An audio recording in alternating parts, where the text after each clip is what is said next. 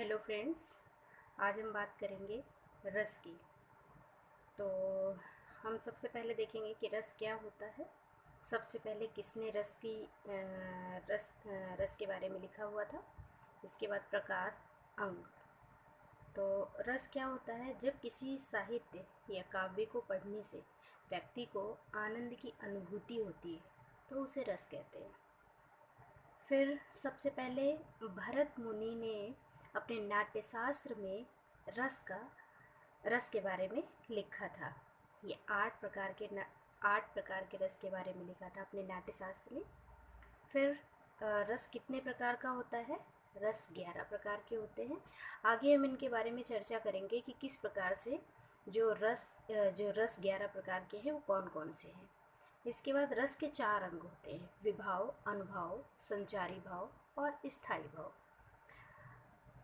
तो देखिए, सबसे ये हमारा क्लियर हो गया कि रस क्या होता है। जब किसी काव्य या साहित्य को पढ़ने से हमें आनंद की अनुभूति होती है तो उसे रस कहते हैं। सबसे पहले भरत मुनि ने अपने नाट्यशास्त्र में 8 प्रकार के रसों के बारे में बताया। इसके बाद रस के 4 अंग होते हैं: विभाव, अनुभाव, संचारी भाव, स्थायी भाव। रस 11 प्रकार के होते हैं। अब आइए देखते हैं जो 11 प्रकार के हमारे रस होते हैं ये कौन कौन से होते हैं और इनके स्थायी भाव कौन कौन से होते हैं। तो देखते हैं यहाँ पर हम रस रस 11 प्रकार के रस हमारे दिए हुए हैं। इनमें से सबसे पहला है श्रृंगार रस। श्रृंगार रस का स्थायी भाव क्या होता है? रति। हास्य का हास, वीर रस का उत्साह, रौद्र रस का क्रोध, अद्भुत रस का आश्चर्य, विभत्स का जुगुप्सा, करुण रस का शोक, भयानक का भय, शांत का निर्वेद, वात्सल्य का वात्सलता और भक्ति का भगवत विषयक रति होता है। कभी कभी क्वेश्चन हमारे सीधे सीधे पूछ लिए जाते हैं कि सीधे सीधे क्वेश्चन पूछ लिए जाते हैं। आपको रस दिया रहेगा और रस से आपको उसका स्थायी भाव पता करना होगा। तो रस से सीधे सीधे स्थायी भाव आपको पता करना होगा। या फिर आपसे ये पूछ लिया जाएगा कि सर्वप्रथम जो रस है इसके बारे में किसने बताया हुआ था? तो हमें बताना होगा कि भरत मुनि ने। ठीक है। इसके बाद हम देखते हैं इसके कुछ क्वेश्चंस, रस के कुछ क्वेश्चन कि किस प्रकार से रस पूछे जाते हैं, रस से क्वेश्चन पूछे जाते हैं। तो कुछ क्वेश्चन की हम चर्चा कर लेते हैं सबसे पहले। वैसे अगर देखा जाए तो इसमें से कुछ हैं तो 11 तरीके के रस हैं, लेकिन जो आपके एग्ज़ाम की दृष्टि से महत्वपूर्ण है वो 8 प्रकार के हैं। उनके नाम हम देख लेते हैं। इसमें से है आपका श्रृंगार रस, हास्य रस, वीर रस, रौद्र रस, अद्भुत रस, विभत्स रस, करुण रस, भयानक और शांत वात्सल्य। ये इस तरीके के जो रस हैं इनके बारे में ज़्यादा पूछा जाता है। तो हम अब कुछ प्रश्नों की चर्चा कर लेते हैं, इनसे जुड़े हुए कुछ प्रश्न की चर्चा कर लेते हैं। जैसे रस सूत्र के जनक माने जाते हैं।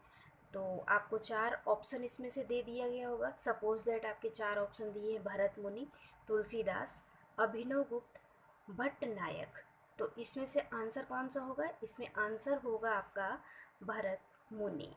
अभी हमने ऊपर बताया आपको कि सबसे पहले किसने रस के बारे में बताया था? तो भरत मुनि ने बताया। तो भरत मुनि को रस का जनक माना जाता है, रस सूत्र का जनक माना जाता है। अच्छा, ये पूछा जा सकता है कि काव्य में रसों की संख्या कितनी है? तो काव्य में रस कितने प्रकार के होते हैं?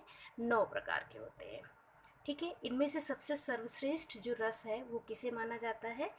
वो आपके श्रृंगार रस को माना जाता है।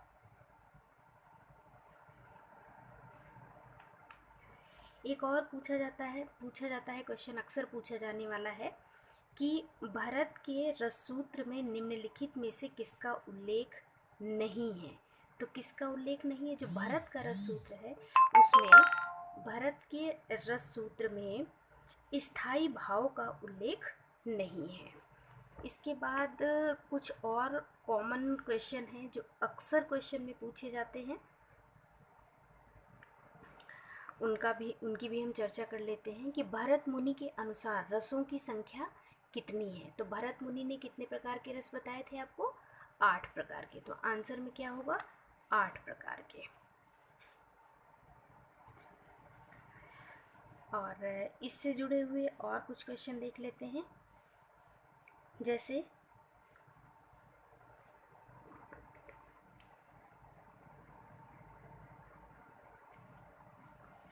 स्थायी भावों की संख्या कितनी है? जो भी हमने स्थायी भावों के बारे में बताया, तो स्थायी भावों की टोटल संख्या कितनी है? तो टोटल स्थायी भाव कितने हैं? 9 स्थायी भावों की संख्या मानी गई है। इसके बाद भाव, जैसे एक क्वेश्चन और है, अनुभाव के कितने रूप माने जाते हैं? तो अनुभाव के कितने रूप माने जाते हैं? 4। अभी हमने आपको बताया कि जो स्थायी भाव हैं, स्थायी भाव कितने प्रकार के होते हैं? 9 प्रकार के। अनुभाव कितने प्रकार के होते हैं? ये आपके 4 प्रकार के होते हैं। और संचारी भाव कितने प्रकार के होते हैं? 33 प्रकार के संचारी भाव होते हैं।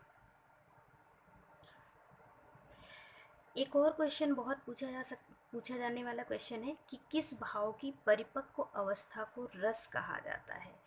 तो किस भाव की परिपक्व अवस्था को रस कहा जाता है? स्थायी भाव की परिपक्व अवस्था को रस कहा जाता है। तो इस प्रकार से हमने कुछ प्रश्नों की चर्चा करी और एक आपको स्ट्रक्चर बना करके दिया, जिससे आपको एक बार देखने से ये पता चल जाएगा कि कैसे कैसे क्वेश्चन पूछे जाते हैं और कौन कौन से क्वेश्चन हमारे एग्ज़ाम की दृष्टि से महत्वपूर्ण है। अब आगे हम अगले दिन एक एक रस के बारे में चर्चा करेंगे। धन्यवाद।